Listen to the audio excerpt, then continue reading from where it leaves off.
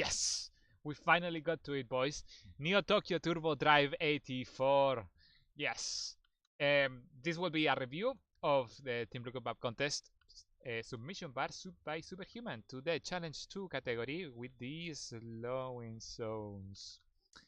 To begin with, obviously the map sucks, specifically the main base. It needs to be widened. Oh, well, we'll need to disable the do that for this one. It needs to be enlarged, slightly so. Oh, also, this is something that Superhuman likes to do a fair amount, and I will seriously recommend to other map makers to do it as well. Oh yes, this can be even widened even further a little bit more. Something like that, ideally, because this area is like necessary. It's necessary for it to be like slightly larger. Yeah, well, as I was saying, what he likes to do is to paint the very bottom of his maps with a texture white, such as this. He did the same thing in Cloud Kingdom and other wide variety of maps, and he does it in order to make sure that the fog looks like very nice and soft, and avoid, like, for example, contrasts that usually happen between the very bottom edge of the cliff line and the low ground. But yeah, anyhow, it looks sick, so that's something to keep in mind. Let's undo this in order to avoid like problems with the doodads clipping through everywhere. Oh no. Okay, there we go. Anyhow, to begin the other things to mention. The map itself, we saw some very good games, and specifically some games where players were like actually interacting with the central rocks in order to destroy them and just have like slightly easier time attacking through. The general idea that Superhuman did, that Soapman did in this map, is to try to have a map which requires the slowing zones in order to exist. Because if this map didn't have the slowing zones, it just like gets cut instantly, basically.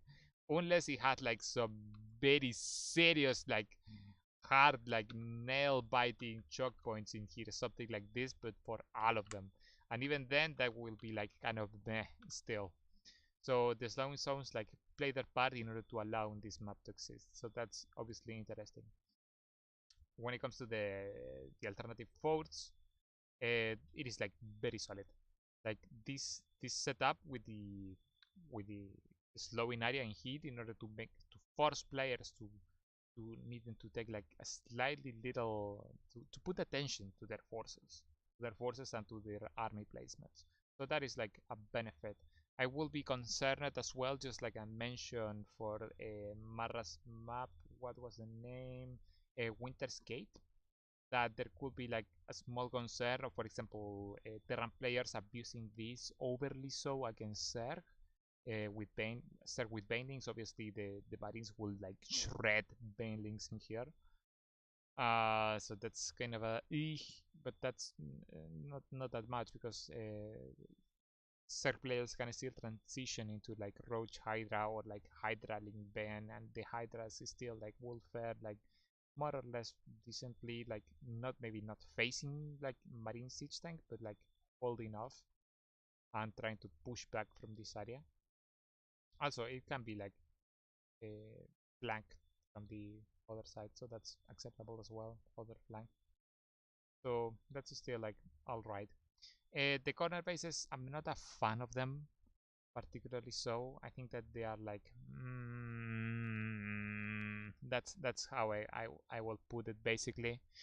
Um, they aren't bad at all, but they aren't like good. They just like exist. The usage of the white ramps in order to allow for the flanking is like it is like very well thought out. When it comes to like actual map feedback, I think I will recommend Mr. Soapman to maybe do something like this, to try to increase the areas such as this one, in order to maybe not that much, something like that, in order to create like more contrasts, like use his own idea of the bridges slightly more strongly than it might be set up already. No, it was fine like it is like that, but this area and some other ones might need to be like added more contrast. I think that even this slowing area could be removed and just add rocks instead. I think that would be like more friendly balance wise in case of the dev team choosing this map for ladder. It will be, yeah, it will certainly be more stable in the long term, because remember that the map will need to be like played a considerable amount of time, like months on end, and this area will be like very easily abused. So something like that. Maybe remove that, but leave them. Leave those. Um, maybe even add like small 4x4 rocks, or maybe not. That's no. It is fine as it is. Let's remove that. Do that. Also, what did he really? Oh my god, he did it, the madman. Those are like the neon neon tubes. Ah, that they look so sick. Oh, I hadn't actually noticed. So yeah, congratulations, dude. I actually hadn't noticed. They look sick.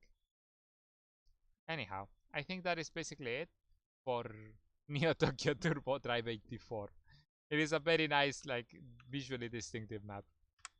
Out of all of the neon maps that we have been getting, this time, this is like, it looks, yeah, good job. Good job, Mr. Subhuman. No, so he was giving me a hard time trying to pronounce his name, so I'm just like not even bothering. Oh yes, the map needs like the small little cars going around the area. Or he could use the replace these roads with the with my trademark, like actually light roads from Neo Tokyo in Cloud Atlas. So that will be like something interesting, replacing this with force fields with like some rims alongside the edges in order to make it look like actual like light roads. I think that people might, if the map were to make it to ladder, people might actually like very much enjoy that. Anyhow, this has been the review for Neo Tokyo Turbo Drive 84 by Mr. Superhuman.